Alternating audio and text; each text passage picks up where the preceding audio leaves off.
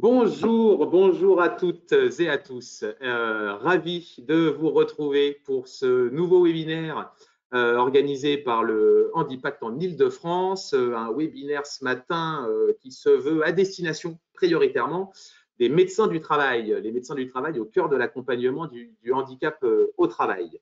Merci beaucoup à chacun et à chacune d'entre vous d'être présents ce matin. Vous êtes au dernier comptage, plus de 70 inscrits à ce webinaire, ce qui nous ravit. C'est quand même un chiffre relativement important et important compte tenu pour le FIP de la thématique que nous souhaitons aborder avec vous ce matin. Je vais y revenir tout de suite. Avant ça, une petite précision pour que chacun soit bien au clair sur le webinaire de ce matin.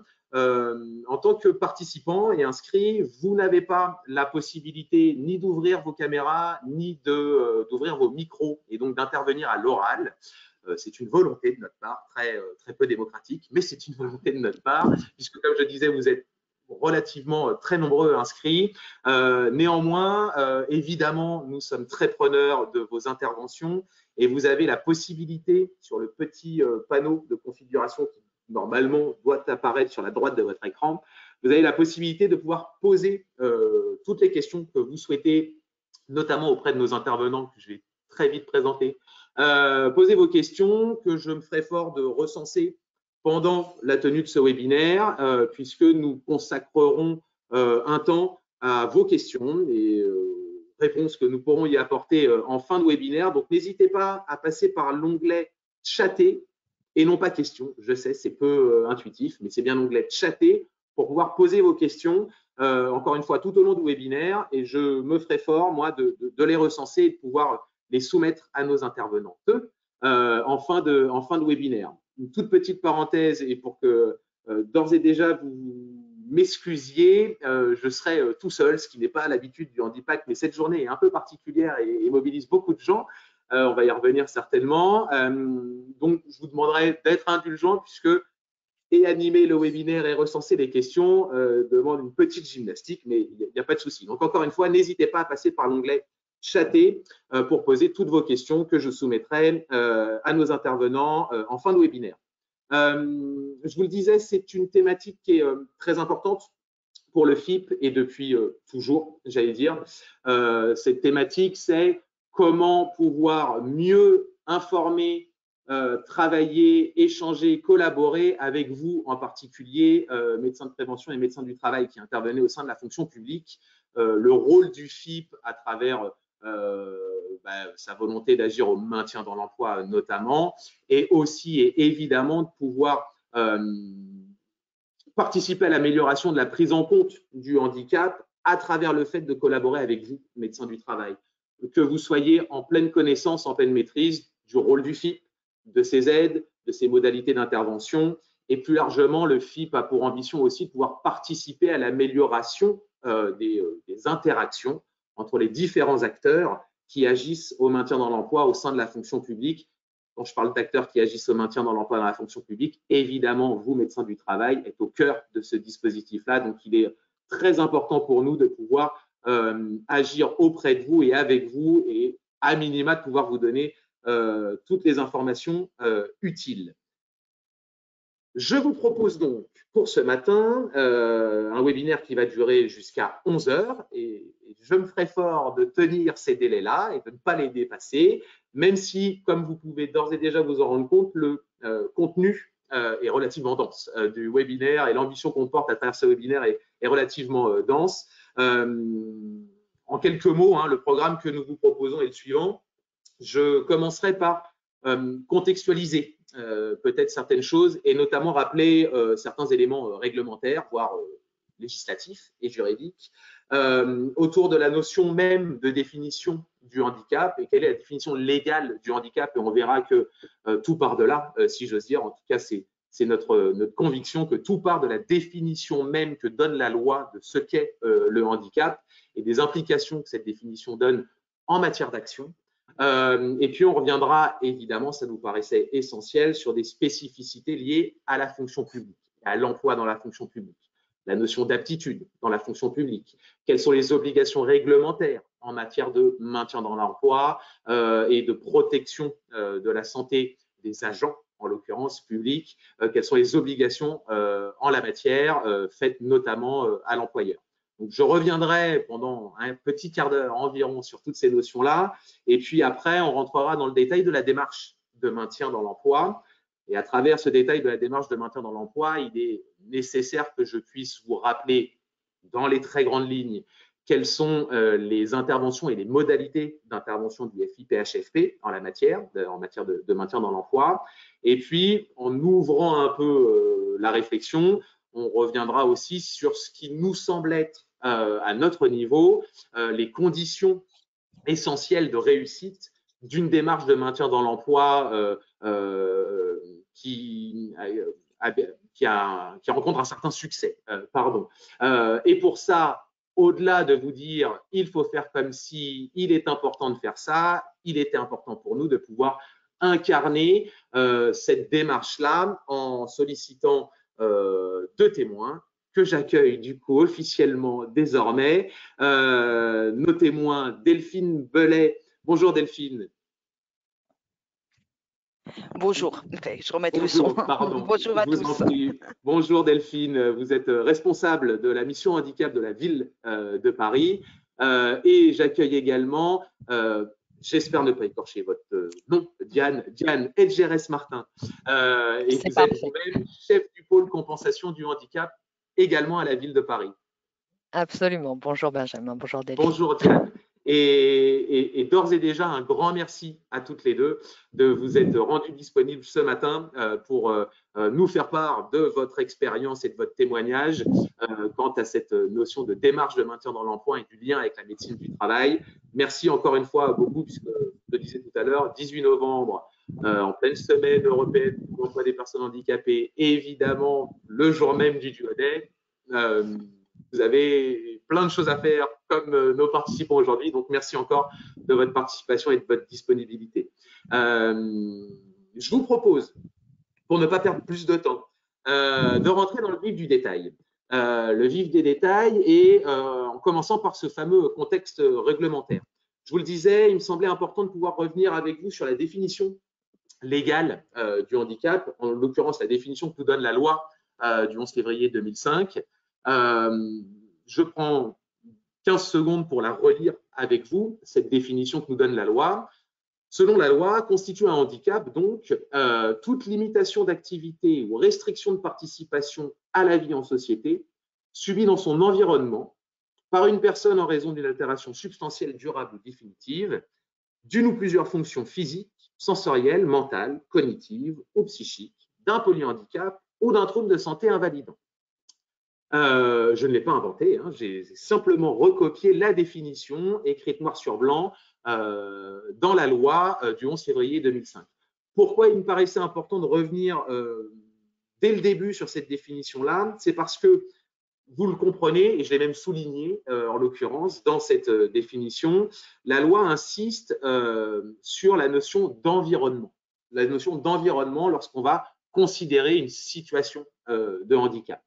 Je vais vous donner un exemple très rapide, mais si je prends la loi à la lettre, je pourrais donc considérer que dans le cas d'une personne qui souffrirait d'une altération substantielle de ses capacités auditives, une personne sourde, cette personne-là, si aujourd'hui elle était présente avec nous, par définition, elle ne peut pas entendre et vous l'avez vu, hein, notre webinaire n'est pas sous-titré, par exemple. Dans la petite société que nous constituons ce matin lors de ce webinaire, on pourrait donc considérer qu'en raison de cette altération, cette personne sourde est effectivement bien restreinte dans sa participation à la vie en société du fait de cette altération de ses capacités auditives. Cet environnement fait qu'elle est donc en situation de handicap. Je prends la même situation, la même personne, le même webinaire, sans plus de sous-titrage, mais cette fois, on va considérer que cette personne-là a pu bénéficier d'un appareillage auditif qui lui permet de pouvoir entendre nos échanges. Ou un autre exemple, un jour, on ne fera plus de visio et on pourra enfin se retrouver ensemble, et cette personne-là pourrait avoir sollicité, ou on aurait pu solliciter en amont, la présence, par exemple, d'un interprète en langue des signes qui lui permet de pouvoir entendre au sens large du terme nos échanges et comprendre nos échanges à travers cette traduction en langue des signes, et puis pouvoir participer et communiquer avec nous à travers cet interprétariat. On pourrait donc considérer que dans ce nouvel environnement, soit un environnement adapté grâce à un appareillage auditif, soit à la présence d'un interprète, soit une solution numérique de sous-titrage, on pourrait donc considérer que l'altération n'a pas changé, l'altération de cette déficience auditive n'a pas changé. En revanche, en agissant sur l'environnement, on pourrait considérer qu'il n'y a plus ou peu de restrictions à la participation à la vie en société de cette personne-là. Ça veut donc dire qu'aux yeux de la loi, et cette notion d'environnement dans la définition légale de la loi est fondamentale en ce sens-là, ça veut donc dire qu'aux yeux de la loi, dans un cas, la personne est en situation de handicap. Dans un second cas, parce qu'on aura agi sur l'environnement, cette personne, on a levé la situation de handicap de la personne. Et ça est essentiel puisque l'interprétation que je vais en faire, c'est donc que la loi, à travers même cette définition du handicap, ça traduit une véritable volonté d'agir, et donc d'agir sur l'environnement notamment, d'agir pour lever les situations de handicap. J'allais dire presque pour atténuer ou faire disparaître dans certains cas le handicap en tant que tel. Et ça est donc bien essentiel puisque, je vais le dire d'une pirouette ou d'un mot, plutôt que de dire la résolution du handicap, c'est une affaire qui relève du champ médical et, pardon de l'image un peu brutale, mais tant que la médecine ne saura pas faire repousser des bras ou ne saura pas faire recouvrer la vue ou l'audition, eh bien malheureusement, le handicap ne sera pas levé. La loi, à travers cette notion d'environnement, nous indique non, ce n'est pas qu'une affaire du champ médical, c'est un champ à prendre en considération au niveau sociétal, et je veux me donner, moi, société, les moyens d'agir pour lever ces situations de handicap. Donc c'est bien une volonté à travers cette définition légale, ça traduit bien une volonté d'agir pour lever les situations de handicap. Et s'il y a une volonté, la loi, on ne va pas tout revenir dessus évidemment ce matin, mais veut donner aussi les moyens pour pouvoir agir à la compensation et à le lever de ces situations de handicap. Voilà pourquoi il me paraissait essentiel quand même d'introduire le propos avec cette définition légale du handicap qui est vraiment la base. La Bible, peut-être pas, mais en tout cas la base, le socle sur lequel il faut vraiment s'appuyer lorsqu'on réfléchit au maintien dans l'emploi des personnes en situation de handicap et notamment dans la fonction publique. Toujours en matière de cadre et de cadre réglementaire, j'allais dire, il nous semblait aussi important, lorsqu'on parle de maintien dans l'emploi, de revenir évidemment sur la notion d'aptitude et son corollaire, notion d'inaptitude, et notamment dans la fonction publique. Pardon pour l'acronyme, FP, fonction publique, vous l'aurez compris. Il est très important que toutes et tous gardiez en tête qu'il y a une particularité propre à la fonction publique, c'est-à-dire la suivante: tout agent fonctionnaire de la fonction publique, tout fonctionnaire n'est pas titulaire de son emploi, de son poste, de son métier. Un fonctionnaire est d'abord et essentiellement titulaire de son grade. Et ça a une vraie implication, et il faut bien le garder en tête, puisque un fonctionnaire, l'employeur public, est parfaitement libre d'affecter un fonctionnaire sur les différents emplois, je fais la liaison, et différents emplois qui sont compris dans un même grade. Et là où il est important de bien s'arrêter, c'est que donc, sans doute, en comparaison avec, par exemple, le secteur privé, lorsqu'on va juger de l'aptitude d'un fonctionnaire, on va bien juger de son aptitude à l'exercice des métiers de son grade et non pas à son poste donné. Un agent est donc considéré, lorsqu'il est considéré apte, il est donc considéré apte à ses fonctions correspondant à son grade et donc à un ensemble d'emplois. Il faut bien garder ça en tête. Par ailleurs, petite mise à jour législative, si j'ose dire, cette notion d'aptitude et l'évaluation de l'aptitude à l'entrée dans la fonction publique évolue et va évoluer. Alors, on pourra dire que c'est dans la finesse du trait, mais je pense que c'est plus précis que ça. Je m'explique.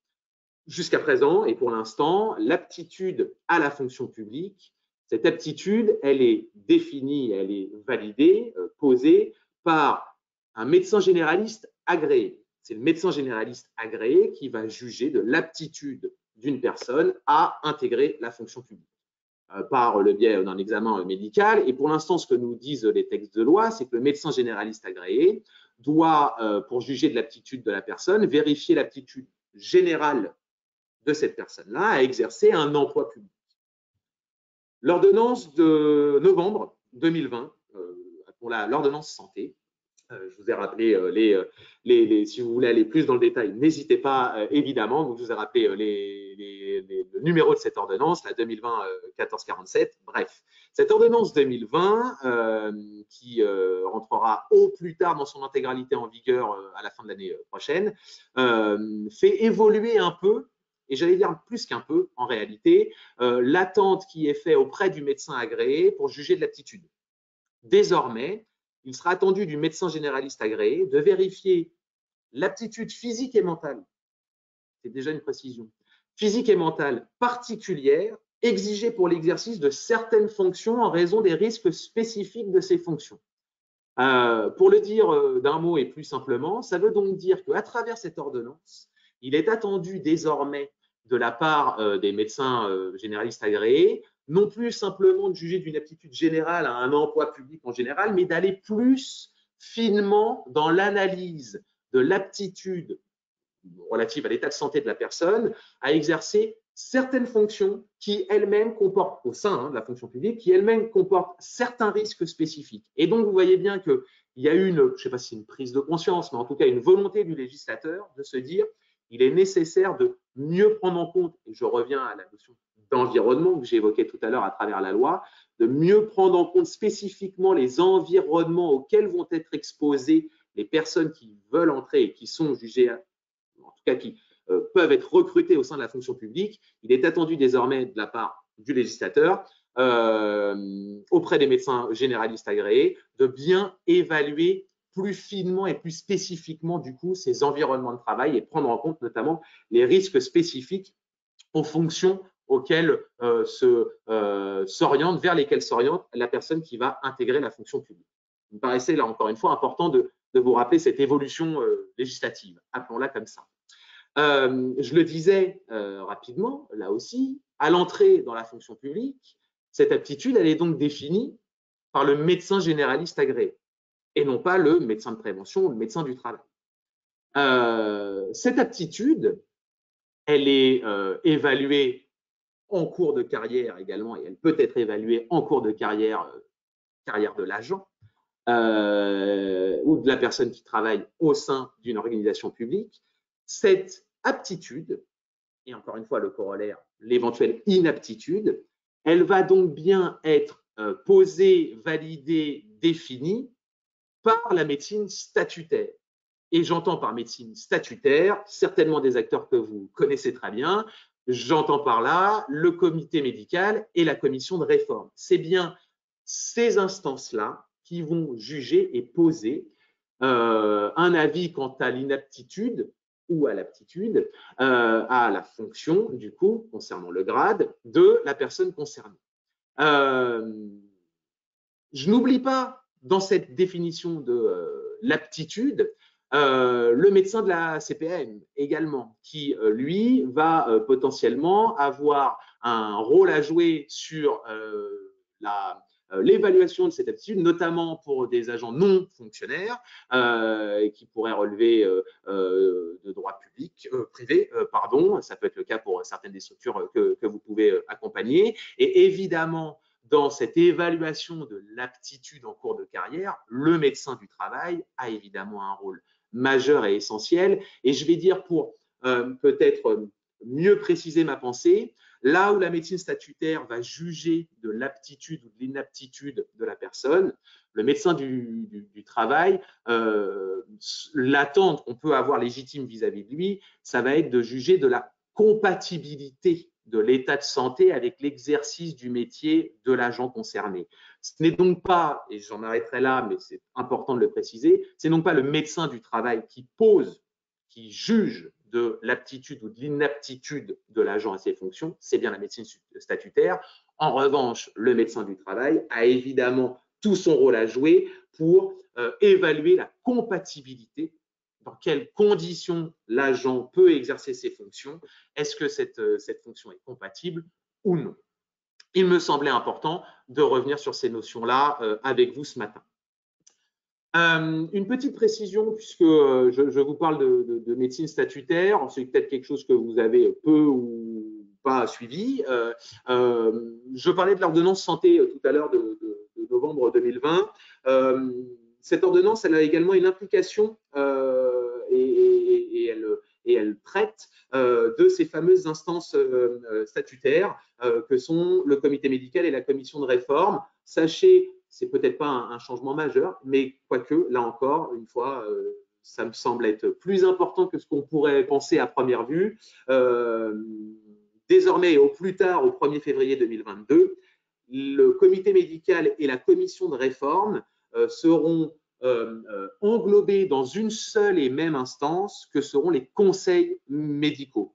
Son champ de compétences à ce conseil médical et les modalités de sa saisine devront être très rapidement définies par la diffusion d'un décret paru en Conseil d'État. Néanmoins, voilà, gardez en tête que commission de réforme et comités médicaux, désormais, vont être réunis en une seule et même instance qui pourra être saisie sur les thématiques sur lesquelles on saisit aujourd'hui le comité médical et la commission de réforme. Donc, une seule et même instance, j'allais dire une seule et même porte d'entrée sur ces questions-là, que seront les conseils médicaux. Et puis, très rapidement, mais une dernière petite précision, là aussi sur l'implication de cette ordonnance santé en matière de prise en compte des congés maladie. Désormais, congés maladie ordinaire, CLM, CLD, etc., seront regroupés sous la même terminologie de congés pour raison de santé. Et là aussi, on n'a pas le temps, et puis ça serait ouvrir un autre champ, mais je vous le dis, n'hésitez pas à aller compulser l'ordonnance si vous voulez en savoir plus. L'ordonnance apporte une évolution majeure aussi, puisque désormais, ces congés pour raison de santé pourront être, si besoin en est, pourront être mobilisés de manière continue ou bien discontinue. Et le bénéfice de ces congés pour raison de santé, la portabilité de ce bénéfice-là auprès d'un nouvel éventuel employeur sera garantie par l'ordonnance. J'en arrête là parce que sinon, je vais prendre beaucoup trop de temps. Je vous invite, n'hésitez pas à aller compulser l'ordonnance ou bien à solliciter, par exemple, le Handipact si vous souhaitez en savoir plus là-dessus. Nous nous tenons à votre disposition. Je termine rapidement cette première partie, évidemment en insistant sur le rôle tel que nous on le perçoit aujourd'hui, le rôle du médecin du travail au sein de la fonction publique. Finalement, en lien avec ce que je vous disais juste avant, le rôle primordial du médecin du travail au sein de la fonction publique, c'est bien un rôle d'action, d'intervention en milieu de travail pour pouvoir assurer la surveillance médicale des agents et pouvoir suivre et s'assurer de la bonne compatibilité entre l'état de santé de la personne et l'exercice de ses fonctions tout au long de l'exercice de sa carrière. Encore une fois, ce n'est pas le médecin du travail qui va poser l'avis d'aptitude ou d'inaptitude à la fonction de l'agent. Son rôle est bien de juger et de donner son avis sur la compatibilité de l'état de santé avec le poste de travail. Et évidemment, en ce sens-là, ces interactions, son lien avec la médecine statutaire, avec les prochains conseils médicaux est essentiel. Ces échanges-là sont fondamentaux. Le médecin du travail, évidemment, aujourd'hui, au sein de la fonction publique, est tenu informé des arrêts pour raison de santé, est tenu informé de la tenue de réunion et des conclusions qui peuvent être portées aujourd'hui par les commissions, commissions de réforme et les comités médicaux, demain par les conseils médicaux. Ce lien et ce lien avec la médecine statutaire est essentiel, bien entendu, lorsque l'on est médecin du travail dans la fonction publique. En termes de réglementation et de respect de la réglementation matière de maintien dans l'emploi. Les choses, vous les connaissez, mais ça nous paraissait important de revenir quand même dessus. On parle de maintien dans l'emploi, on va évidemment parler de handicap. Avant tout cela, avant de rentrer peut-être dans des notions spécifiques, il y a d'abord et avant tout pour tout employeur et notamment tout employeur public, une obligation relative à la santé et à la sécurité de ses agents. L'employeur public est tenu de faire le suivi et de l'évaluation des risques professionnels à travers le document unique et sa mise à jour, est tenu de pouvoir réfléchir et mettre en place des plans d'évaluation et des plans de prévention en matière, par exemple, de prévention des risques psychosociaux, de pouvoir assurer régulièrement des entretiens de carrière avec les agents, notamment pour s'assurer que la santé et la sécurité, qu'elle soit physique ou psychique, de l'agent est toujours bien assurée dans l'exercice de ses fonctions. Puis, lorsqu'on rentre dans le plus particulier, j'allais dire, lorsque la compatibilité de l'état de santé avec l'agent est vraiment remis en cause par rapport à l'exercice de ses fonctions, il peut y avoir à un moment donné la nécessité d'agir à l'aménagement et une obligation d'aménager la situation de travail de l'agent sans forcément qu'il y ait besoin d'en passer par un avis d'inaptitude et après une obligation de reclassement. Évidemment, vous travaillez probablement, vous médecins, au quotidien à cette question des aménagements de postes de travail pour les agents que vous pouvez suivre. Encore une fois, on n'a malheureusement pas le temps de rentrer dans tous ces détails-là, mais gardons bien en tête que cette obligation d'aménagement, si elle est faite auprès des employeurs publics, gardez bien en tête aussi la notion d'aménagement raisonnable. Je ne rentre pas dans ces détails-là. Si vous souhaitez aller plus loin sur cette notion-là, je vous invite vraiment à compulser le guide qui a été produit en la matière, le guide sur l'aménagement raisonnable, la notion d'aménagement raisonnable qui a été produit par le Défenseur des droits en 2017, si je ne dis pas de bêtises, ou 2019. 2017, il me semble bien. Vraiment, n'hésitez pas à compulser, à vous appuyer sur ce document-là qui est extrêmement complet et surtout qui foisonne d'exemples précis et très concrets. De quoi on parle lorsqu'on parle d'aménagement raisonnable. Voilà, je vous invite vraiment à aller prendre connaissance de ce document si nécessaire. Donc, une obligation d'aménagement en gardant la notion d'aménagement raisonnable en tête. Et puis, parfois, cet aménagement n'est pas suffisant pour pouvoir assurer la pleine et bonne compatibilité entre l'état de santé de la personne et l'exercice de ses fonctions.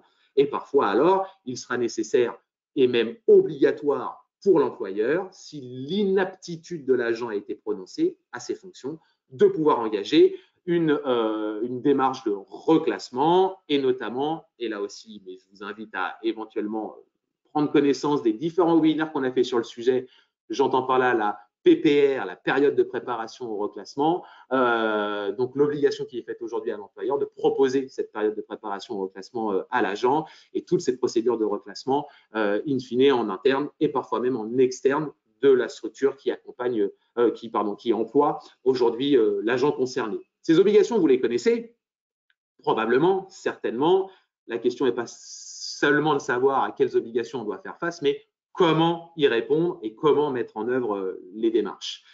Le rôle du médecin du travail, si je devais ou pouvais le résumer donc en l'état, il est donc le suivant. Il est donc de suivre et poser des avis sur la base de sa compétence médicale, évidemment, des avis quant à la compatibilité ou l'incompatibilité éventuelle de l'agent au regard de son poste et ou de ses fonctions.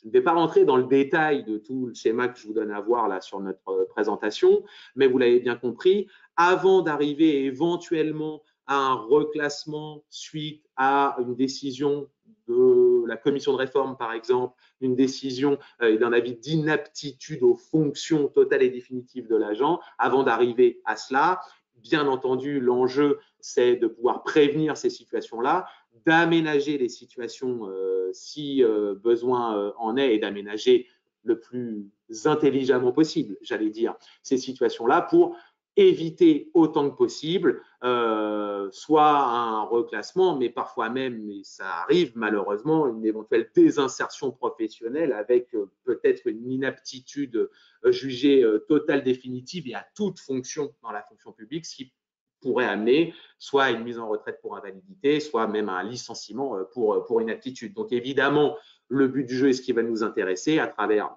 les témoignages de la ville de Paris notamment, c'est comment on fait pour mettre en œuvre cette démarche de maintien dans l'emploi de la manière la plus pertinente possible pour se prévenir une éventuelle désinsertion professionnelle. Je vais rapidement sur ce slide-là pour rentrer du coup dans la démarche de maintien dans l'emploi. Dans cette démarche de maintien dans l'emploi, notre rôle ce matin est aussi de vous rappeler quel est le rôle et quel peut être l'appui du FIP dans cette démarche de maintien dans l'emploi. Très rapidement, il est important de vous rappeler dans les grandes lignes quel est le rôle, quelles sont les missions confiées par la loi, toujours la loi de 2005 d'ailleurs, quelles sont les missions confiées au FIP et notamment à travers cette loi. Le FIPHFP, le Fonds d'insertion pour l'emploi des personnes handicapées dans la fonction publique, le FIPHFP a 5 axes majeurs d'intervention. Son premier objectif, c'est de pouvoir travailler à encourager et à agir pour l'insertion professionnelle des personnes en situation de handicap et notamment l'insertion professionnelle dans la fonction publique. Donc, c'est vraiment de pouvoir travailler et d'encourager les recrutements de personnes en recherche d'emploi en situation de handicap au sein des effectifs de la fonction publique.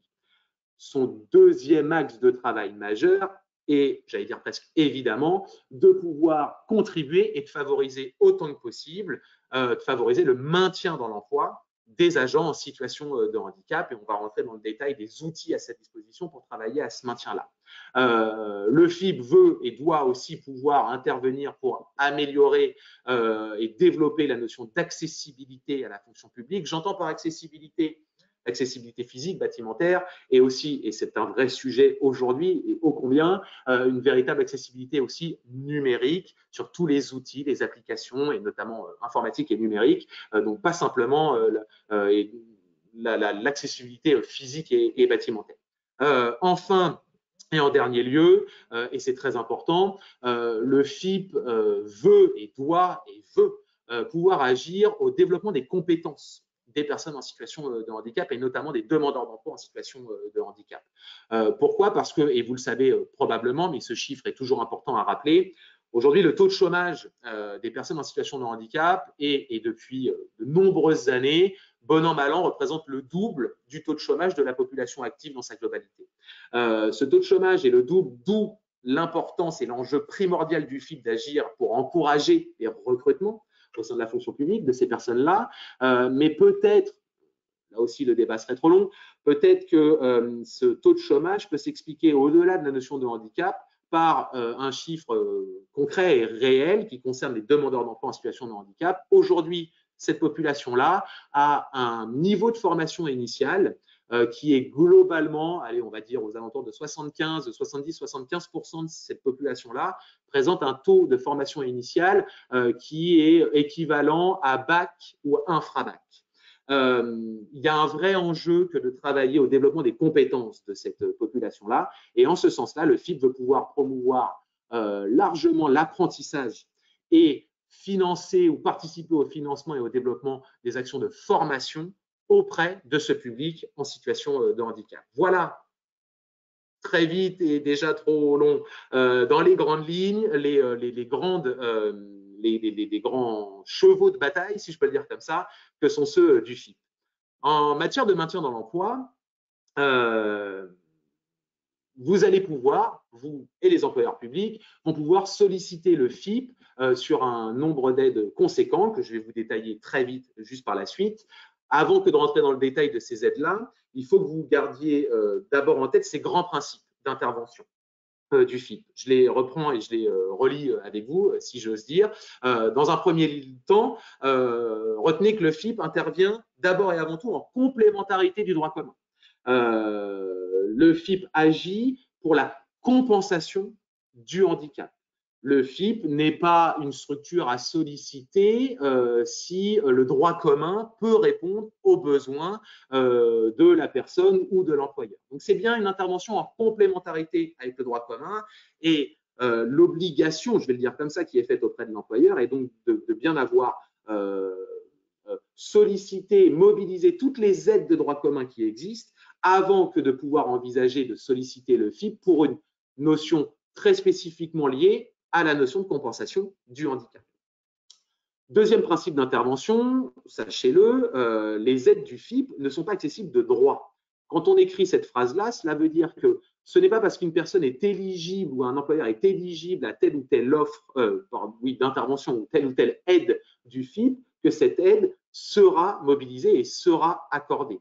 Ce n'est pas accessible de droit. L'idée, c'est de pouvoir solliciter une aide et de justifier que cette aide-là doit être mobilisée au regard de telle situation particulière, spécifiquement identifiée et justifiée. Vous avez, vous, médecin du travail, en ces termes-là, un rôle majeur évidemment à tenir pour que le FIP puisse bien comprendre quelles sont les implications médicales et les besoins de la personne pour pouvoir mobiliser les aides que le FIP met à disposition des employeurs. Il est possible aussi, pour X ou Y raison, que le FIP ne puisse pas mobiliser l'aide qui est sollicitée ou ne refuse de mobiliser l'aide financière qui sera sollicitée. Pour autant, cette absence de prise en charge financière par le FIP ne dispense pas l'employeur de son obligation d'aménagement de poste, toujours avec la notion d'aménagement raisonnable, mais c'est parce que le FIP, pour X ou Y raison, ne mobilise pas ou ne peut pas mobiliser son aide que cela dispense l'employeur de travailler à la mobilisation de tout ce qui lui est mis à disposition pour aménager le poste de travail de l'agent. Enfin, et très rapidement, sachez, c'est important quand même que le FIP, lorsqu'il mobilise ses aides sont systématiquement versées en lien et auprès de l'employeur. L'agent public n'aura pas de lien direct avec le FIP. Tout ça transite via l'employeur. Donc, c'est bien l'employeur qui sollicite au profit de son agent telle ou telle aide et c'est l'employeur qui va mobiliser le FIP, échanger avec le FIP et ensuite j'allais dire, mettre à disposition et en œuvre l'aide éventuellement obtenue auprès de l'agent considéré. Tout ça transite par l'employeur et c'est bien l'employeur qui a la responsabilité de cette sollicitation et de cette mise en œuvre des aides du FIP. Et sachez enfin que, alors j'allais dire presque bien entendu, les aides proposées par le FIP sont soumises à la condition que l'employeur est bien à jour de ses contributions, au regard de la déclaration obligatoire de travailleurs handicapés. Si cette contribution reste due au FIP, le FIP ne versera pas d'aide, bien entendu, j'allais dire. Et enfin, qu'un employeur ait atteint l'obligation légale de 6% ou pas, qu'il ait signé une convention avec le FIP ou pas, bref, tout employeur public peut mobiliser les aides du FIP ou en tout cas est éligible à la sollicitation des aides du FIP, quelle que soit sa situation, tant que, cela étant dit, il est bien en régularité vis-à-vis de son obligation et de ses contributions. C'est la seule condition, sinon il peut mobiliser les aides du FIP. Ces aides-là, vous allez les retrouver du coup dans la Bible pour le coup, qui est le catalogue des interventions du FIP. Ce catalogue est très facilement téléchargeable sur le site du FIPHFP. Donc, si vous ne l'avez pas encore plastifié et mis en bonne place sur votre bureau, je vous invite à le faire. Plus sérieusement, ce catalogue-là, vous avez l'intégralité de l'offre d'intervention du FIP recensée dans ce catalogue-là. Et quand je dis l'intégralité, ce sont toutes les aides que le FIP peut mettre à disposition des employeurs publics et de leurs agents. Non seulement toutes les aides, mais vous précise avec tous les détails nécessaires, véritablement avec tous les détails nécessaires, toutes les modalités de saisie, toutes les modalités de sollicitation des aides. Qui sont les agents éligibles à telle et à telle aide? Quel est l'objectif de l'aide? Quelles sont les modalités de sollicitation? Quelles sont les pièces justificatives que l'employeur doit fournir auprès du FIP pour pouvoir solliciter cette aide?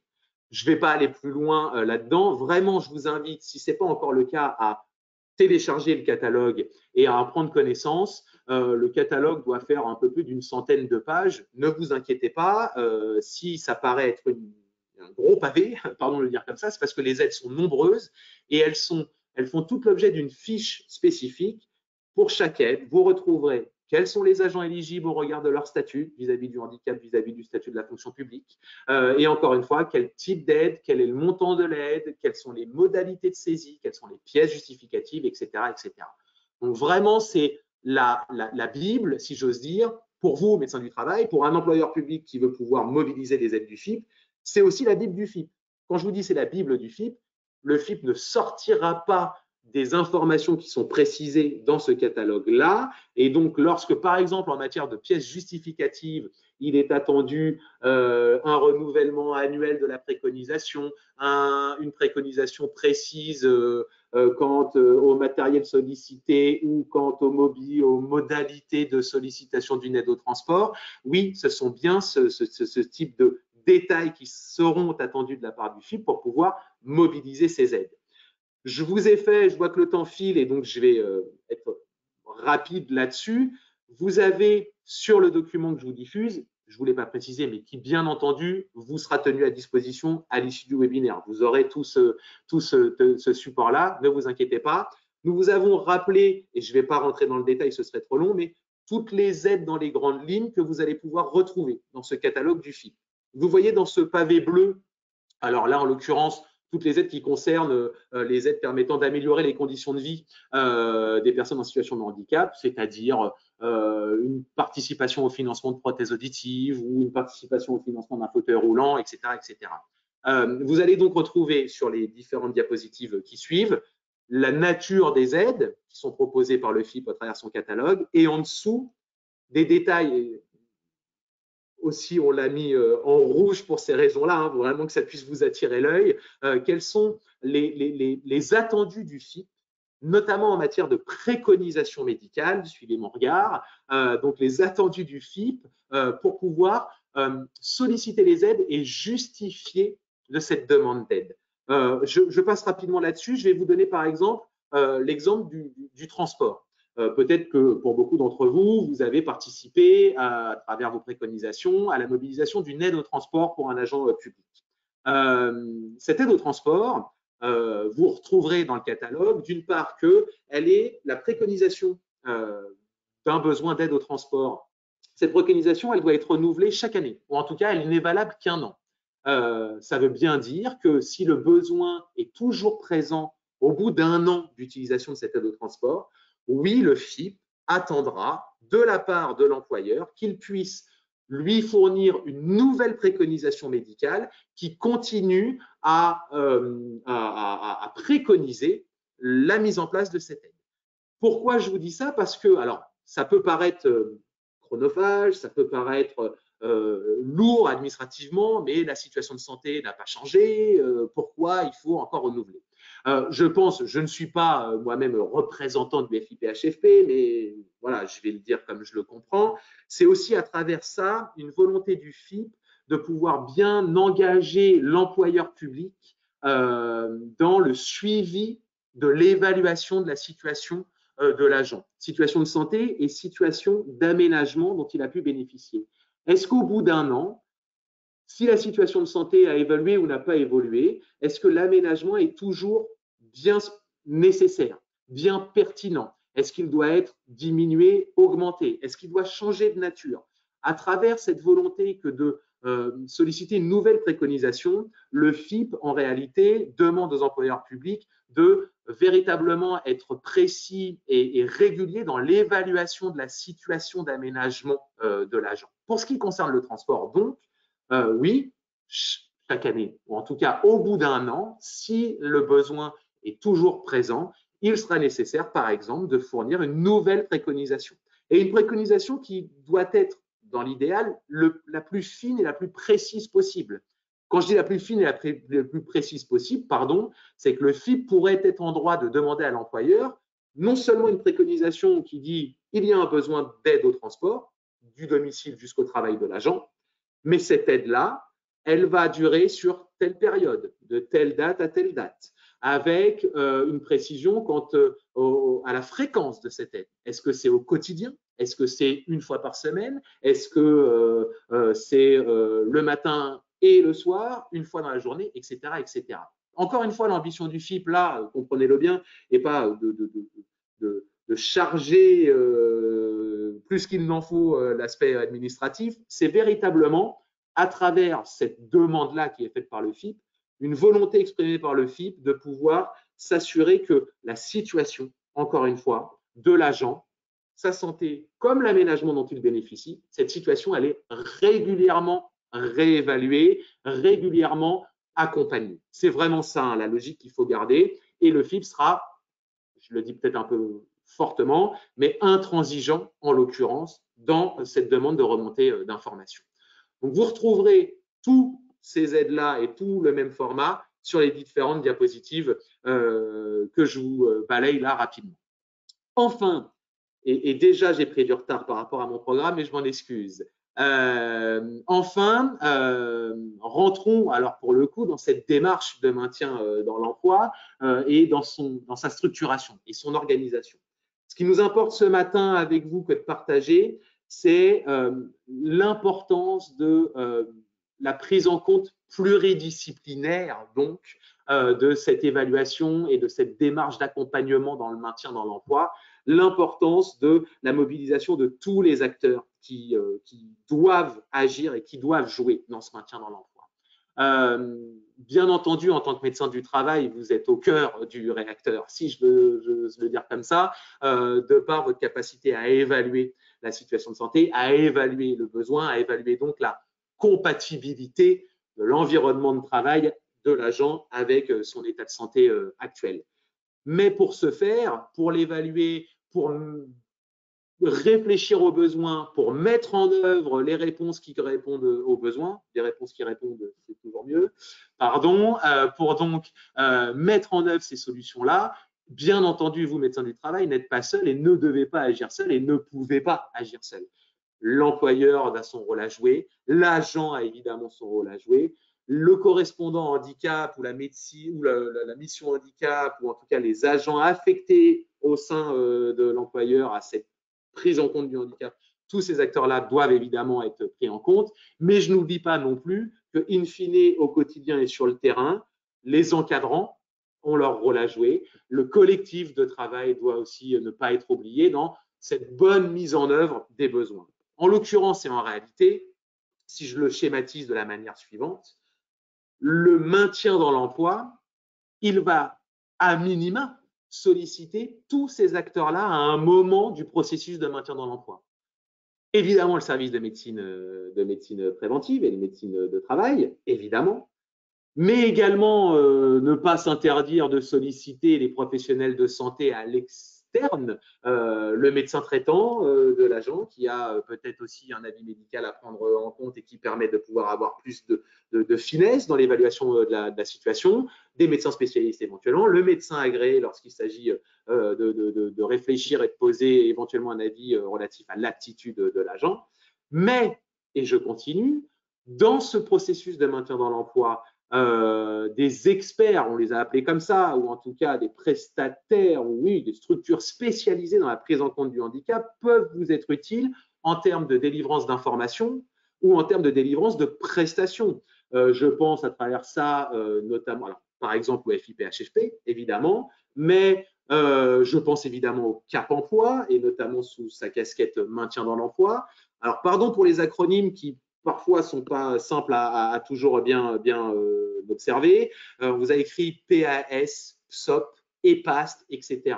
Je vais rapidement sur ces acronymes-là, mais sachez qu'il y a un nombre conséquent de prestataires spécialisés aujourd'hui qui sont mis à disposition des employeurs publics comme privés pour pouvoir faire part et mettre en œuvre leur expertise sur le handicap en emploi, en situation de travail. Donc, ce n'est pas une responsabilité qui porte juste sur les épaules soit du médecin du travail, soit de la mission handicap, soit de l'encadrant de l'agent.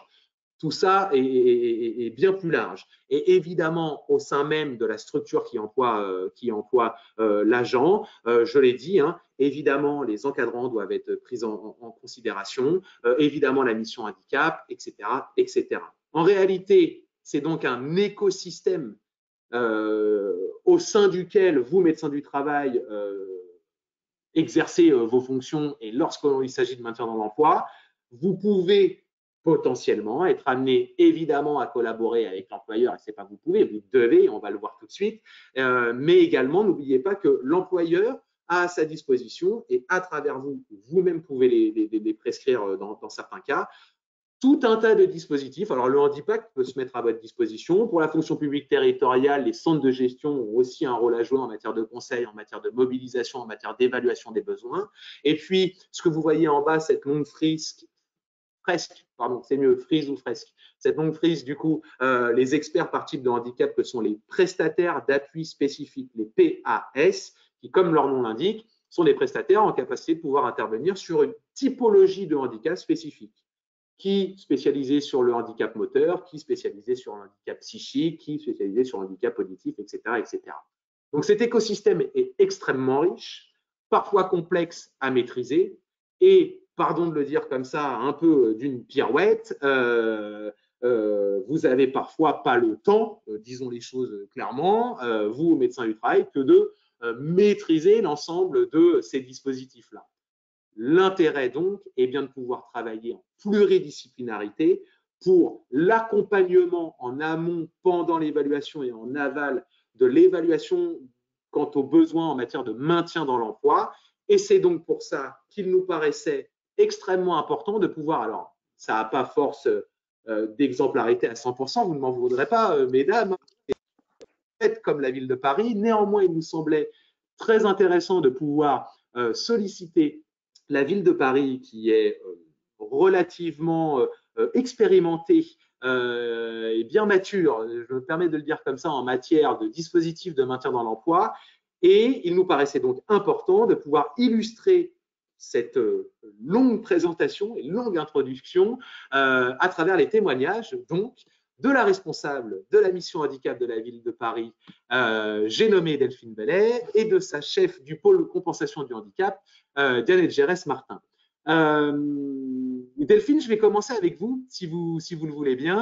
Une petite question, une première question très simple. Est-ce que vous pouvez juste nous rappeler depuis quand vous exercez au sein de la ville et depuis quand vous assumez cette responsabilité de la mission handicap? Alors, moi, je travaille pour la ville de Paris depuis 25 ans. Je suis arrivée en 1995, mais je n'exerce les missions de responsable de la mission handicap que depuis 5 ans. Voilà, je suis arrivée sur le poste au moment d'une réorganisation dont on va parler un peu plus en détail en 2016. Voilà, en septembre 2016. Vous connaissez quand même très bien la maison depuis 25 Oui. ans, et puis de nombreuses années du coup à la coordination de la mission handicap. Là aussi, juste avant de rentrer dans plus de détails, pour que nos participants puissent avoir une vision bien claire, aujourd'hui la ville de Paris, c'est combien d'agents reconnus bénéficiaires de l'obligation d'emploi? Alors, globalement, on est sur 55 000 agents ville de Paris, en rappelant qu'on est ville et département. Et on a environ 3 600 agents bénéficiaires d'obligations d'emploi à l'heure d'aujourd'hui. Donc, on est à 6,5 en taux d'emploi. Plus de 3000 agents bénéficiaires de l'obligation d'emploi. J'imagine, je ne veux pas le dire à votre place, mais que, en l'occurrence, au vu des volumes, si la démarche de maintien dans l'emploi n'est pas structurée, n'est pas organisée, on ne peut pas agir. Là, compte tenu notamment des volumes, il est évidemment absolument nécessaire d'avoir une démarche, des process de maintien dans l'emploi bien structurés. Et j'allais dire transition toute trouvée. Est-ce que vous pourriez, un peu plus dans le détail, désormais, nous expliquer de manière globale comment fonctionne aujourd'hui la démarche de maintien dans l'emploi au sein de la ville de Paris? Donc, effectivement, on a été obligé de la structurer. Et pour faire juste un tout petit peu d'histoire, donc la mission handicap, elle existe depuis 2003 à la ville de Paris. C'est une vraie volonté politique et administrative d'accompagner les agents. Par contre, ça s'est structuré et a évolué dans le temps, avec une première grande phase en 2005 avec l'arrivée du FIP, qui effectivement a obligé a commencé à réfléchir à des procédures pour pouvoir bénéficier de ces aides. Et donc, on a signé, on a été, je crois, la première collectivité territoriale à signer une convention avec le FIP. Donc là, aujourd'hui, on en est à notre 5e, ce qui a permis de structurer l'action et surtout de petit à petit d'avancer dans la réflexion autour de la place du handicap et notamment dans le maintien dans l'emploi, qui est le grand enjeu de la mission handicap, c'est évidemment de permettre le maintien dans l'emploi. Donc, comme je vous le disais, en 2016, il y a eu une grosse réorganisation de la direction des ressources humaines. Donc, la mission handicap dépend directement du directeur adjoint des ressources humaines. Donc, on a une assise, j'allais dire, dans l'organisation de la ville qui nous permet d'avoir un regard très transverse. Et surtout, l'objectif, c'était d'intégrer le handicap dans les politiques communes. Et notamment en créant et en remettant auprès de chaque bureau qui était intéressé par la question du handicap la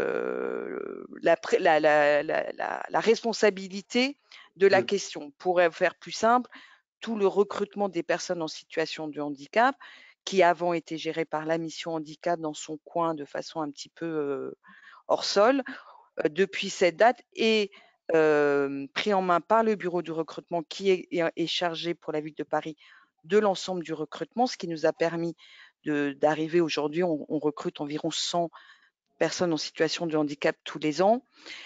Et pour rester dans notre sujet, effectivement, on a créé au sein du service de médecine préventive, puisque la ville de Paris a son propre service de médecine préventive, un pôle de compensation du handicap, donc, dont Diane va parler tout à l'heure, qui était effectivement chargé de faire le lien entre les préconisations médicales et la mission handicap qui a le côté financier, l'achat et tout l'aspect administratif et budgétaire, et pour faciliter la mise en place de ces préconisations. Ok. Merci. Et du coup, c'est très clair. Alors, je ne sais pas si je suis un homme de chiffres, mais je vais encore vous interroger sur des chiffres. En moyenne, les actions relatives au maintien dans l'emploi, ça représente quoi comme volume chaque année, par exemple, au sein de la ville? En budget ou en termes de situation traitée. En termes de situation traitée. Alors là, vous me posez une colle. Je suis désolée, on l'a mal préparé notre question. Non. Parce que, alors, maintien dans l'emploi, on peut Diane aura les chiffres sur les aménagements techniques et matériels, hein, qui est une grosse partie du maintien dans l'emploi, mais il y a aussi tout l'accompagnement humain, organisationnel. Et là, je vous avoue que c'est plusieurs centaines d'agents qu'on aide tous les ans, mais je ne pourrais pas vous dire exactement combien. Mais ce n'est pas un chiffre très précis, hein, plusieurs centaines chaque année. Oui, alors chaque année, entre les interprètes en langue des signes, ce que vous disiez, les taxis, l'accompagnement psychologique, les appareils auditifs, tout ça, voilà, ça représente, je pense qu'on doit en gros avoir 500 agents qu'on accompagne d'une façon ou d'une autre dans l'année. Ok. Alors justement, et merci encore une fois pour ces précisions, vous évoquiez dans le processus, hein, à un moment donné de l'histoire de ce processus, la volonté, la décision de mettre en place ce qu'on ne voit pas forcément dans toutes les structures, en tout cas une instance, une organisation, vous allez me dire comment vous le percevez, Diane, qui est le pôle de compensation du handicap. Je me retourne donc vers vous désormais, Diane, qui êtes la chef de ce pôle de compensation du handicap. En quelques mots et même en beaucoup, n'hésitez pas. Est-ce que vous pouvez nous en dire un peu plus concrètement au sein de la ville? À quoi ça correspond, ce pôle compensation du handicap? C'est quoi ses missions? Quel est son rôle? Eh bien, en fait, comme Delphine l'a dit, le pôle compensation du handicap est une interface entre le service de médecine préventive et la mission handicap. Donc, en effet, juste pour rappel, la médecine préventive, c'est un service interne à la ville avec des médecins de prévention en interne, mais il y a également un centre de médecine interprofessionnelle qui est un prestataire externe qui travaille de la même manière que le SMP, mais pour deux directions, hein, la direction des affaires culturelles et la direction des ressources humaines pour le moment. Donc, il y a une quinzaine de médecins de prévention à peu près au SMP. Et puis, les deux directions dont je vous ai parlé, les agents sont vus par les médecins de ce centre de médecine interprofessionnelle. Donc en fait, le premier rôle de ce pôle, c'est de recevoir l'ensemble des préconisations pour tous les agents BOE, RQTH de la ville de Paris. Donc l'essentiel des préconisations proviennent naturellement du SMP, auquel je suis rattachée, et l'autre partie provient du CMIE. Donc en fait, notre principal rôle, c'est déjà de recevoir l'ensemble de ces préconisations, de les analyser et d'où notre positionnement auprès des médecins afin, en effet, dans le respect du secret médical, de pouvoir les lire, les analyser et en comprendre le sens et les attribuer à qui de droit. Donc l'ensemble des préconisations sont transmises après analyse, enregistrement, etc. Vérification du statut des agents aussi dans pas mal de cas, à la mission handicap qui donnera suite pour toutes les actions que vous avez évoquées dans votre présentation. Alors, pour ce qui nous concerne plus directement, puisque le pôle est chargé également et à titre principal de la traduction des préconisations des médecins en solutions de compensation. Donc notre rôle, c'est de traduire une préconisation médicale en une proposition de compensation, en une solution qui se traduit matériellement par l'établissement d'un devis. Donc ces solutions de compensation techniques, matérielles, enfin pour les appeler comme ça, sont très très larges. Hein. Ça va de l'aménagement le plus simple. Enfin, il n'y a jamais d'aménagement simple, mais un aménagement informatique, une souris, un fauteuil, etc., à des aménagements beaucoup plus complexes et des solutions qui nécessitent la mise en œuvre et l'intervention de plusieurs acteurs, prestataires, en interne, etc. Donc la traduction matérielle de tout cela va se faire en un ensemble de devis pour une solution donnée pour permettre à un agent de compenser son handicap, va être fourni au service de Delphine Bellet, donc à la mission handicap, qui va se charger d'en faire une solution matérielle concrète via des bons de commande, etc. Donc c'est le rôle essentiel du pôle de compensation, avec ce rôle d'interface entre la mission, les médecins, les agents et le réseau des référents qui est présent dans l'ensemble des services de la ville. Donc pour répondre à la question que vous posiez par rapport à la volumétrie, donc moi je ne réponds là que sur les solutions d'aménagement matériel. Donc pour ce qui est de l'année 2020, donc nous avons fourni à la mission handicap 216 dossiers d'aménagement, donc via les devis dont je vous expliquais la façon dont nous les récupérions, et cela concerne 148 agents. Donc c'est ce que je vous disais, pour une solution, il peut y avoir plusieurs intervenants et plusieurs devis et solutions mises en œuvre. Et là, au premier semestre 2021, donc jusqu'à la fin du mois de juin, nous en étions à 84 solutions d'aménagement finalisées. Voilà pour vous donner un ordre. Pour le premier semestre, vous disiez. Pour le premier semestre 2020. Tout à fait. 2021. 216, voilà. 216, donc en 2020, 216 actions concernant 148 agents. Pardon, encore une fois, je me rends compte que je suis très obsédé par les chiffres. Combien êtes-vous au sein du pôle compensation pour traiter toutes ces situations-là? Alors, au sein du pôle, nous sommes 3, donc une responsable administrative, donc en l'occurrence moi, un ingénieur ergonome qui est en charge du suivi des études des prestataires dédiés aux études, puisqu'il arrive que nous passions par des prestataires externes. Donc là, le cadre va un petit peu changer dans le cadre de la nouvelle convention, et des études internes, puisque les études ergonomiques pour les liées au handicap sont traitées de manière différente que celles des études ergonomiques plus globales et classiques qui sont gérées par les BPRP. Donc là, c'est vraiment de la responsabilité de la mission et du pôle compensation du handicap et une secrétaire médico-sociale. Donc trois personnes, 3 équivalents temps plein pour répondre à votre question.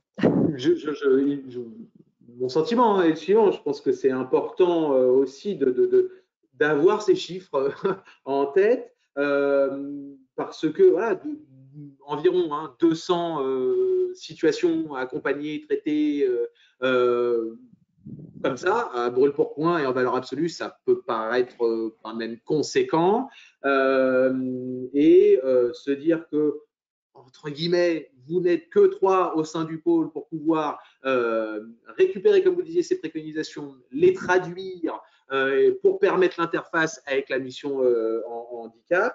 On pourrait, mon sentiment aurait été celui-ci, on aurait pu imaginer que ça doive mobiliser plus d'ETP que ça. À 3, sans doute que vous avez des journées bien remplies. Oui. Vous assumez du coup aussi ces volumes. Alors, petite question que je vous soumets à toutes les deux, pour être bien au clair sur cette notion-là.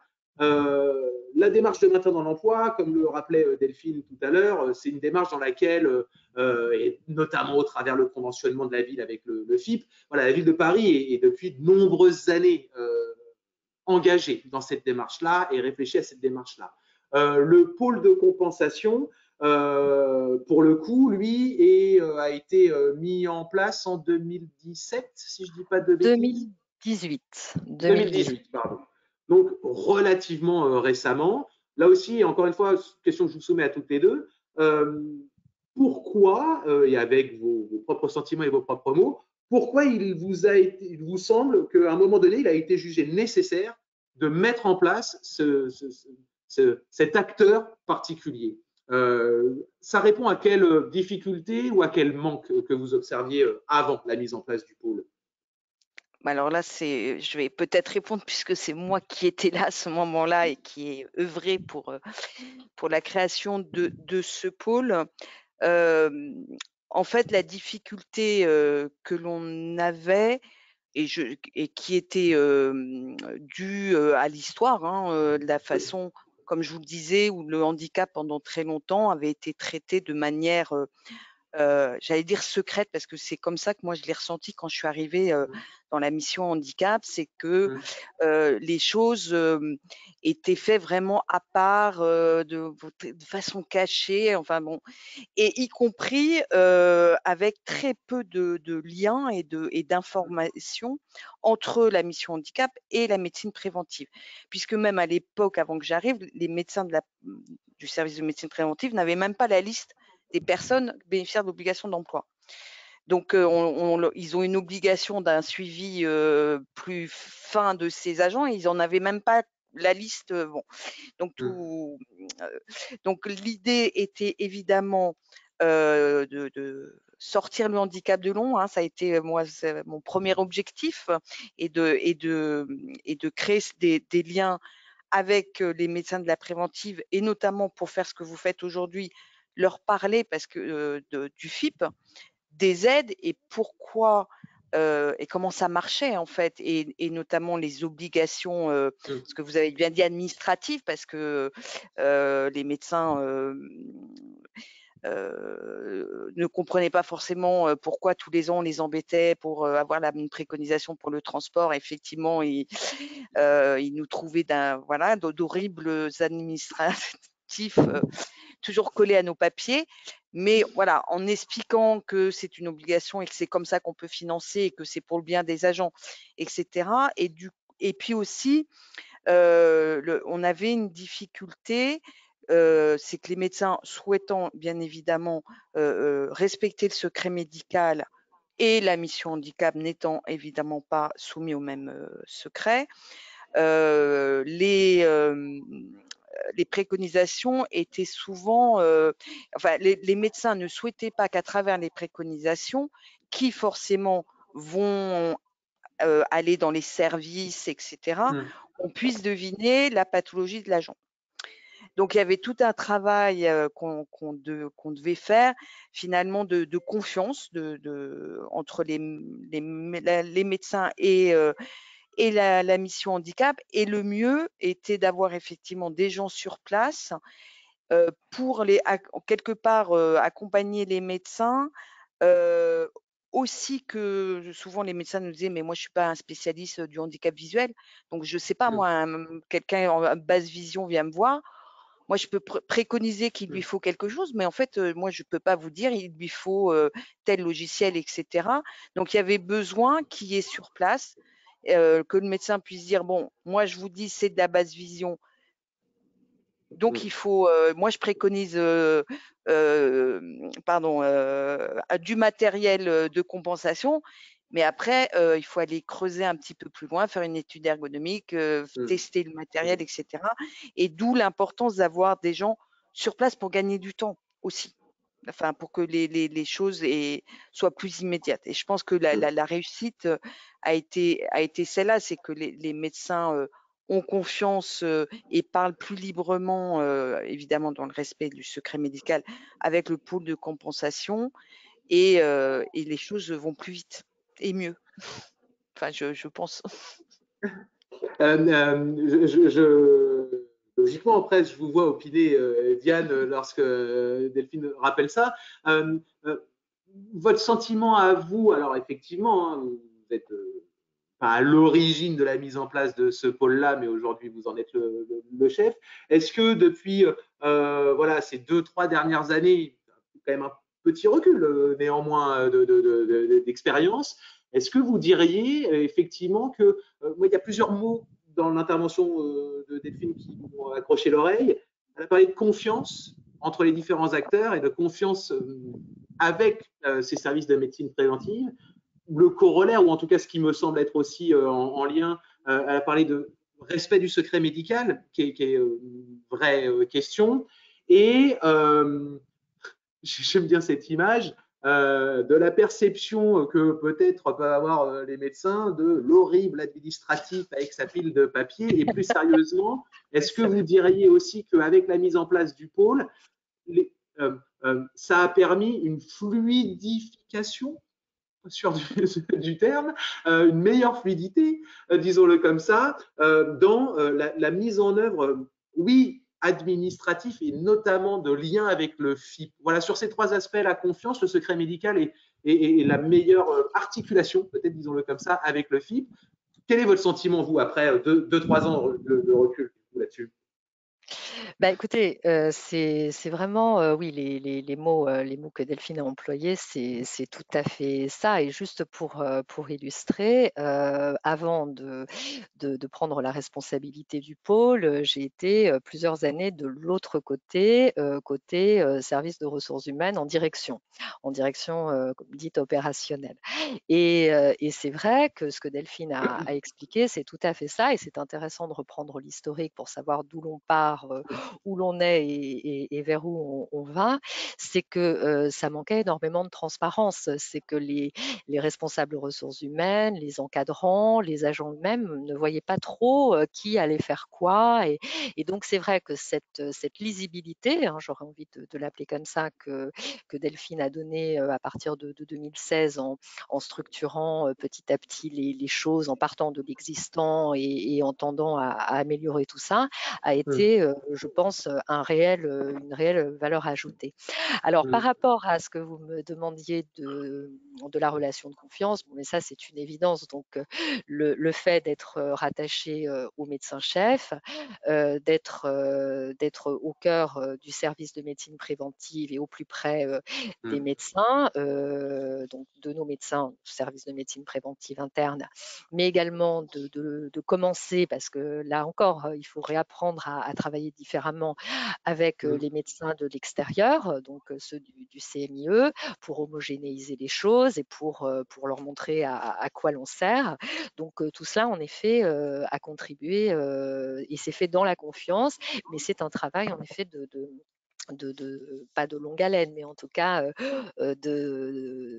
d'efforts au quotidien de part et d'autre, hein, parce que comme vous disiez, et je reprends l'expression de Delphine qui est assez drôle, mais quand même très parlante, de l'administratif dans ces papiers, bah oui, mais malheureusement, c'est ça aussi, hein, un achat public, c'est pas seulement, c'est pas une commande sur Internet, c'est tout un tas de choses derrière, des financements, des procédures, etc. Donc nous, notre rôle, et le mien en particulier, c'est de l'alléger pour les médecins qui n'ont pas en effet à entrer dans ce détail, mais qui doivent tout de même comprendre que la préconisation médicale n'est pas une chose suspendue comme ça, hors sol, pour reprendre là encore une expression qu'on a entendue, qui vient de nulle part et qui aboutit à quelque chose de concret. Non, pour aboutir à quelque chose de concret, il faut déjà qu'elle arrive au bon endroit.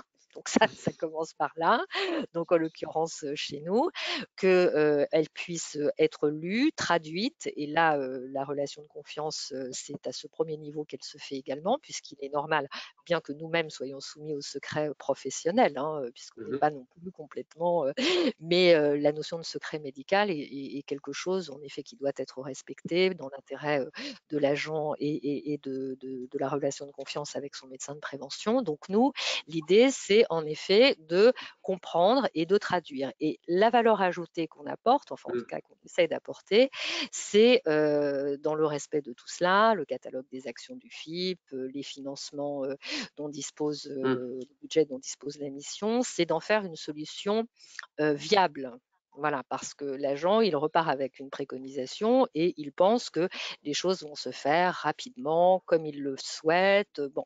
Et nous, notre rôle, et c'est pour ça que j'ai été très sensible à cette notion d'aménagement raisonnable dont vous avez parlé, c'est d'en faire quelque chose qui va se traduire concrètement dans les faits et qui ne pourra être que raisonnable du fait justement de ces procédures qui s'imposent à nous, du fait des budgets et du fait de l'environnement de travail, parce que l'agent n'est pas non plus hors sol, il travaille dans un environnement, il peut avoir des collègues, voilà, donc il faut que nous, donc on travaille environ avec une dizaine de prestataires permanents dans le cadre des marchés et en fonction de leurs spécificités quand nous passons ce qu'on appelle le hors-marché. Donc, nous connaissons nos prestataires, nous savons ce qu'ils sont capables de nous proposer et surtout, quelque chose que Delphine, là encore, a beaucoup porté, c'est que nous disposons d'un marché spécifique dédié qui intègre, donc c'est un prestataire qui est spécialiste de l'ergonomie et notamment de l'ergonomie liée au handicap. Et nous avons intégré la notion de mise en test. Et ça, c'est vraiment essentiel parce qu'auparavant, nous avions des prestataires plus généralistes, donc qui arrivaient à proposer des solutions puisque c'était nous qui les validions. Donc, on arrivait à quelque chose, mais qui n'était pas testé en situation réelle par l'agent et suivi par nos soins. Donc ça a été un réel avantage et c'est quelque chose que l'on développe également avec nos autres prestataires habituels.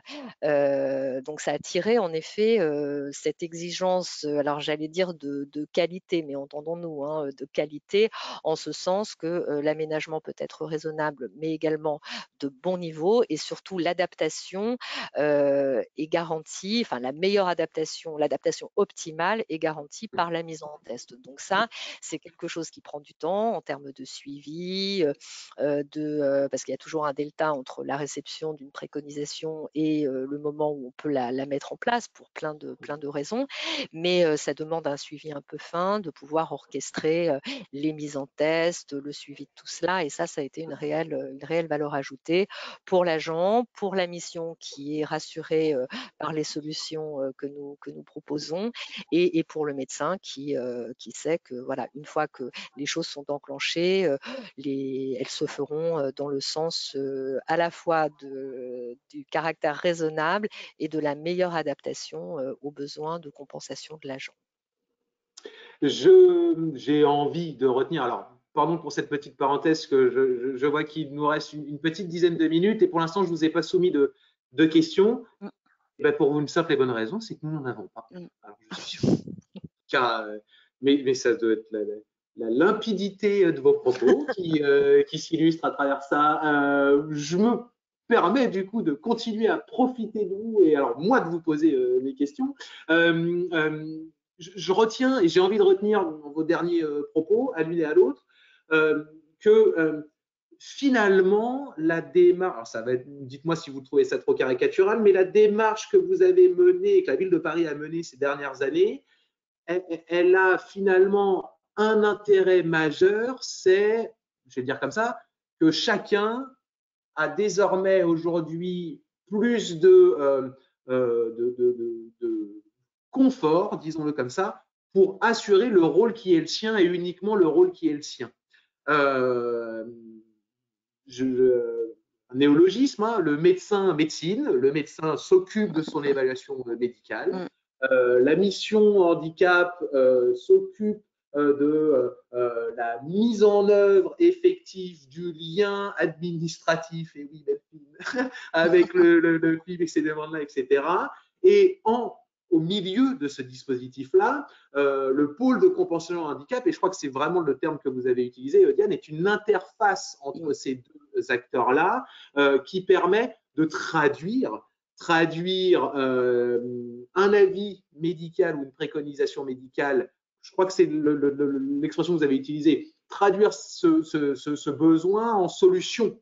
Et cette solution, elle est mise en œuvre, du coup, par un acteur dont c'est le rôle. Et finalement, j'ai envie de retenir ça. Ça veut dire que la volonté de la ville à travers cette démarche-là était de se dire quel est le rôle de chacun, que dois-je attendre de chacun de ces acteurs-là, quels sont leurs besoins pour pouvoir assumer leur mission et leur rôle de la meilleure façon possible.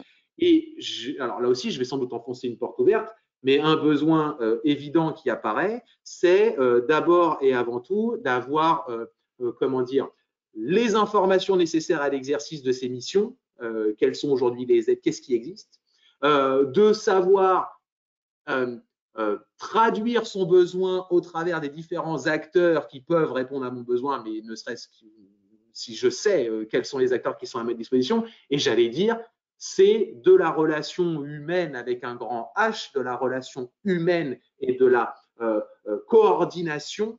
C'est ça le cœur du réacteur. C'est vraiment ça que j'ai envie de retenir des propos que vous avez tenus jusque-là. Et j'allais vous dire, et peut-être, puisque le temps file, mais compte tenu de tout ça, et malheureusement, trop peu de temps qu'on a pour traiter toutes ces questions-là, mais à l'une comme à l'autre, la même question, finalement, in fine, quel serait pour vous le message que vous souhaiteriez faire passer, notamment auprès des médecins du travail qui sont présents avec nous ce matin? Quel conseil ou quel message vous aimeriez leur faire passer pour peut-être, je m'emballe, hein, mais soit les rassurer, soit les convaincre si on a besoin, soit finir de les informer quant aux modalités de prise en charge de ces situations-là et de bonne collaboration avec ces structures publiques. Si ma question est claire, je suis pas sûr que ce soit le cas. Alors, la question est très claire. Ma réponse va être un peu bateau, hein, mais pour moi, mais l'indispensable, et quel que soit l'employeur, le nombre d'agents, etc., c'est la coopération, se dire qu'on n'est pas seul acteur, en fait.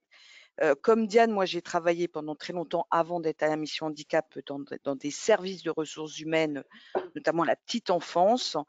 Et je me souviens quand j'étais côté que parfois on recevait des préconisations de la médecine préventive et on se disait oh non mais on a l'impression qu'il a jamais vu une crèche, c'est pas possible de nous dire que l'auxiliaire elle doit pas s'approcher d'enfants. On se dit non mais bon. Et nous, on râlait en se disant, mais ils comprennent rien à la réalité du terrain. Et puis, une fois que j'ai été du côté mission handicap, effectivement, je me disais, mais je comprends rien. Enfin, ils sont pas précis, je comprends rien. Enfin, bref. Et en allant vers eux, et je me suis rendu compte à quel point, en fait, ils ne connaissaient pas les aides et qu'en fait, ils ne savaient pas vraiment qu'est-ce qu'ils pouvaient préconiser. Donc, ils étaient vagues parce qu'en fait, ils savaient vaguement et que à partir du moment où, comme je vous l'ai dit, hein, la confiance est née sur le fait qu'on pouvait se parler, que se parler, c'est pas trahir évidemment le secret médical, mais c'est échanger sur une situation et c'est, je pense, c'est ça qui a fait vraiment la différence, y compris pour les agents, puisqu'aujourd'hui, alors on peut améliorer encore les choses, hein, je ne croyez pas que tout est parfait dans un monde de rêve. Évidemment qu'on peut encore fortement améliorer des choses, mais vraiment moi le discours que j'essaye de tenir, et c'est vrai aussi pour les managers qui se sentent souvent très seuls hein, face à une situation de handicap, notamment handicap psychique, hein, parce que là on a parlé achat de matériel, mais il y a d'autres handicaps qui sont peut-être encore plus compliqués à accompagner, et pour le médecin de la préventive et pour les collectifs. Hein. Mais il y a des choses qui sont possibles grâce au financement du FIP ou autre. Hein. Donc voilà, maintenant, je pense qu'il est plus clair pour la plupart des agents de la ville, même si on n'arrive jamais tout à fait à atteindre tout le monde, qui est responsable de quoi. Et puis surtout, quand le médecin il a une question, bah, maintenant il n'hésite pas à m'appeler ou à appeler Diane sur du matériel, à m'appeler moi quand c'est plutôt justement hors matériel, psychique, etc. On en parle de la situation, tiens, peut-être qu'un bilan professionnel, on en discute et ensemble, on accompagne et on en discute avec le référent handicap de la direction de l'agent, éventuellement avec son manager si l'agent est d'accord, bien évidemment. Enfin, voilà, je pense qu'il faut trouver, il faut que chacun sache exactement sa compétence, mais du coup, où aller chercher la compétence qui lui manque, ou l'information qui lui manque, l'acteur qui… Voilà. Merci Delphine. Diane, même sanction, si j'ose dire. Quel message vous souhaiteriez faire passer? J'ai envie de vous répondre le même qui vient d'être parfaitement expliqué par Delphine, surtout toute la question du handicap. Donc pour la question de la compensation et de notre rôle de traducteur et de force de proposition de solutions, le message que j'aurais envie de faire passer, c'est que finalement, l'administratif avec ses piles de dossiers n'est pas là pour empêcher les choses de tourner en rond, mais au contraire pour apporter, pour décharger le médecin de se préoccuper, de dire précisément, parce que c'est pas son rôle c'est de prendre en compte la question médicale d'un agent qu'il connaît bien et de demander une compensation pour lui. Donc nous, notre rôle, c'est de lui proposer, quand on échange avec lui pour savoir exactement ce dont l'agent pourrait avoir besoin. Et puis, on échange aussi beaucoup avec les agents, comme le disait Delphine, à son niveau. Moi, je n'hésite jamais, et c'est le cas de toute l'équipe, hein, de nous trois, à prendre notre téléphone ou à recevoir les agents quand c'est possible pour discuter avec eux, ne serait-ce que de choses très concrètes, la configuration de leur bureau, etc. Donc maintenant, on a des possibilités avec les photos, etc., d'avoir une vision un petit peu claire. Mais voilà, donc tout ça, ça décharge énormément le médecin qui connaît l'agent, puisqu'il va souvent le voir aussi sur le terrain. Donc, la confiance, elle se fait comme ça et comment dire, ce qu'on apporte, enfin ce qu'on essaie en tout cas d'apporter au quotidien en termes de valeur ajoutée, c'est de dire que telle préconisation se traduira dans un avenir pas trop lointain. Donc, on essaie de tenir au mieux des délais aussi raisonnables que possible, une solution qui soit viable, c'est-à-dire ni utopique, ni trop complexe, ni parce que le bon sens est aussi pour beaucoup dans la problématique de la compensation. Donc voilà, c'est à la fois la confiance et apporter une valeur ajoutée en complément de ce qu'apporte le médecin à sa relation avec l'agent dans la compensation. Voilà. Et donc, Merci cette notion beaucoup. d'aménagement raisonnable, est Ouais, très, très je vous en prie. importante et il ne faut jamais, jamais hésiter à en discuter de la part des médecins naturellement avec les missions handicap, les autres interlocuteurs pour essayer de proposer les solutions les plus viables. Voilà. Bien, mais bien sûr, et merci, vous avez bien fait de le préciser, ça me paraît essentiel. Et j'allais dire, et alors, parce que bizarrement, en disant qu'il n'y avait pas de questions, elles sont arrivées un petit peu, enfin, et surtout, j'allais dire des témoignages, permettez-moi de le dire comme ça. Vous disiez, Delphine, tout à l'heure, avoir l'impression peut-être de dire une chose bateau ou d'enfoncer une porte ouverte. Et bien, cela étant dit, alors je ne sais pas si on va conclure en se disant qu'on a enfoncé une porte ouverte, mais en l'occurrence, je retiens de ça l'importance de la volonté, on va dire, institutionnelle et individuelle d'échanger, d'améliorer son travail collaboratif en bonne intelligence et chacun selon ses compétences et ses attributions et ses missions. Mais vraiment, tout est là finalement. Alors, je ne sais pas si c'est si bateau que ça, loin s'en faut. Peut-être que la solution, on la perçoit, on la connaît, c'est bien dans le faire derrière. Et j'allais dire, donc à travers les témoignages qu'on peut avoir, j'en partage un avec vous d'un médecin, j'imagine, qui nous dit nous devons effectuer des études de poste afin de bien comprendre la réalité du terrain, et c'est en communiquant avec les employeurs que nous arrivons à cibler les aménagements. Je ne sais pas si là aussi c'est une porte ouverte enfoncée, mais tout est là finalement. Par ce dialogue, par ces échanges-là, par la volonté de structurer ces dialogues et ces échanges-là, c'est comme ça que les choses s'améliorent. Et finalement, les compétences sont là, il faut pouvoir les partager, chacun selon ses missions, chacun selon ses attributions, si j'ose dire. Il est déjà 11 heures passées, il va nous falloir conclure. On aurait pu certainement y passer encore plus de temps. Je souhaitais juste, pour ce qui me concerne, c'est la règle, l'habitude, si j'ose dire, vous rappeler les prochains événements dans le cadre du Handipact. Vous rappelez la tenue le 7 décembre matin d'un nouveau webinaire consacré cette fois au rôle du référent handicap. Tout un programme là aussi, le rôle du référent handicap et la politique handicap au sein de la politique handicap. Vous rappelez encore, puisque oui, il est toujours possible de candidater et vraiment je vous invite à le faire, vous employeurs publics ou représentants d'employeurs publics, candidater au prix de l'inclusion, puisque les dossiers, vous savez, pour ceux qui ont l'habitude de suivre les webinaires, les dossiers de candidature aujourd'hui sont toujours il est toujours possible de les déposer, et ce jusqu'au 15 janvier 2022. 3 minutes de retard, ça ira. Pardon. Il me reste à vous remercier chacun et chacune de votre participation ce matin, et surtout, et je conclurai là-dessus, de vous remercier très chaleureusement, vous Diane et vous Delphine, vraiment très chaleureusement de votre disponibilité ce matin, les jours précédents, puisqu'évidemment, ça nous a demandé un peu de préparation, et puis, et vraiment avec beaucoup de sincérité, votre disponibilité aujourd'hui. Je me permets de le dire, c'est pas grave, je vous parle des coulisses.